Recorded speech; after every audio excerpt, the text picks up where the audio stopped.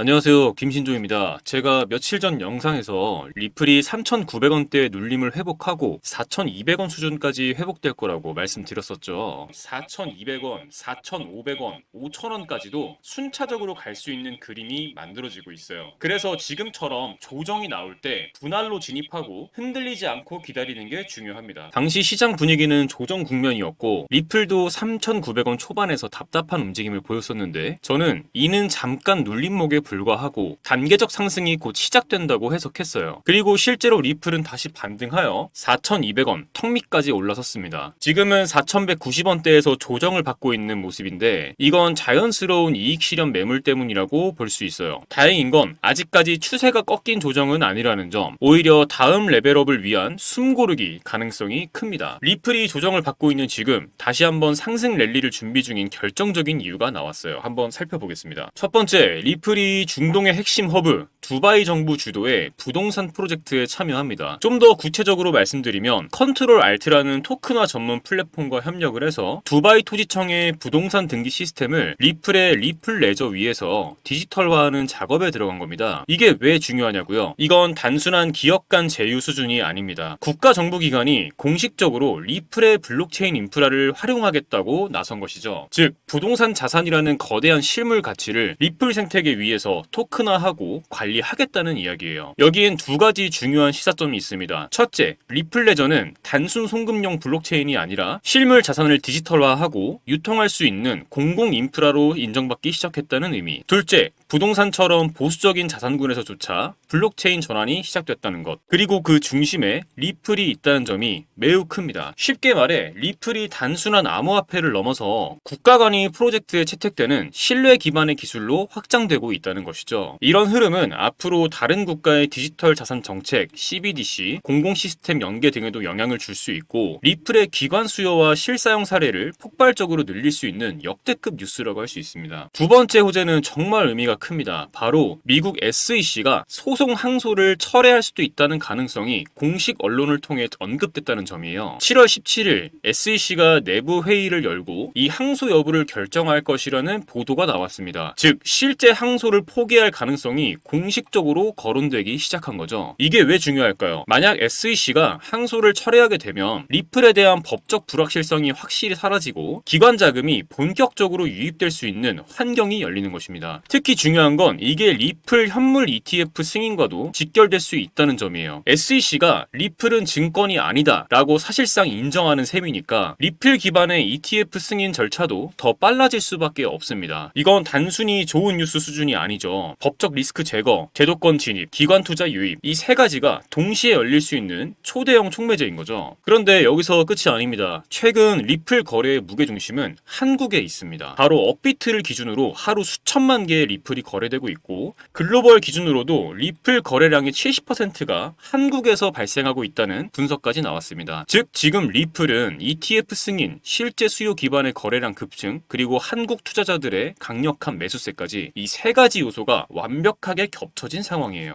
이런 흐름이 지속된다면 단순한 기술적 반등이 아니라 강력한 펀더멘털 상승으로 이어질 수 있는 구조가 만들어지고 있는 거죠. 특히 이건 한국 투자자들이 리플 상승을 주도하고 있다는 점. 이건 글로벌 기관들에게도 리플의 투자 매력도를 더 부각시켜주는 신호입니다. 자, 이제 중요한 건 이 조정 이후의 흐름이겠죠. 4,200원대를 완전히 돌파해서 안착하게 된다면 다음 타겟은 자연스럽게 4,500원이 됩니다. 만약 다시 한번 조정 구간이 나타나면 4,000원 구간에서 분할 매수 전략이 유효해요. 이 구간은 시장의 심리적 지지선이자 거래량이 몰릴 수 있는 곳이라 눌림이 길어질수록 매수 기회가 생길 수 있어요. 현재 리플은 4,190원대에서 4,200원 사이를 왔다 갔다 하고 있는데 거래량을 동반한 강한 돌파가 나와준다면 그 타이밍에 추격 매수 대응도 가능합니다. 4,500원이라는 다음 저항 구간으로 바로 올라갈 여력이 커지거든요. 4,500원은 기술적 저항선인데 여기를 뚫으면 단기 급등 흐름이 예상됩니다. 즉 단기 목표는 5,000원, 거기서 일부 익절하거나 대응 전략을 세워야 합니다. 반대로 조정이 깊어져서 3,850원을 깨버리면 단기 추세가 무너질 수 있습니다. 있으니 비중을 줄이거나 손절 대응도 고려해야 합니다. 지금은 ETF 기대감, SEC 소송 리스크 해소, 한국 시장의 활발한 수요까지 다 겹친 상황이에요. 이렇게 세 가지 모멘텀이 동시 작용하면 단순한 급등이 아니라 장기적인 재평가 구간이 열릴 수 있습니다. 지금 리플 시장은 사실 가격 자체보다 심리가 더 중요합니다. 4,000원 초반에서 사람들이 이제 끝났나 하는 순간 다시 강하게 반등하면서 투자자 심리를 흔들었고, 이제는 4,200원이라는 심리적 저항선을 앞두고 갈까 말까 싸움이 벌어지고 있는 구간이에요. 이럴 땐 조정이 와도 무너지지 않고 그 구간을 지켜주는 모습만 보여줘도 매수세가 살아납니다. 그리고 ETF 승인이나 SEC 호재 같은 촉매제가 붙으면 심리적으로 이번엔 진짜 5,000원 가는 거 아니야? 하는 기대감이 살아나면서 거래량이 급증하고 그게 곧 시세로 연결되는 구조입니다. 결국 중요한 건 시장에서 리플을 바라보는 기대감이 계속 유지되고 있다는 것, 그리고 그 기대감은 지금까지도 계속 현실화되고 있다는 점이에요. 지금까지의 흐름만 봐도 우리가 어느 방향을 주목해야 하는지는 분명해졌습니다. 이제 필요한 건 행동하는 것입니다. 여러분, 2009년 비트코인이 세상에 처음 등장하고 나서 어땠나요? 다 사기다, 저걸로 뭘 하겠냐, 이런 말이 넘쳐났죠. 하지만 지금 비트코인은 어떤가요? 그때 비트코인 한 개 가격 겨우 몇백 원이었습니다. 피자 한 판 값도 안 됐던 그 코인이 지금은 1억을 훌쩍 넘습니다. 그걸 보면서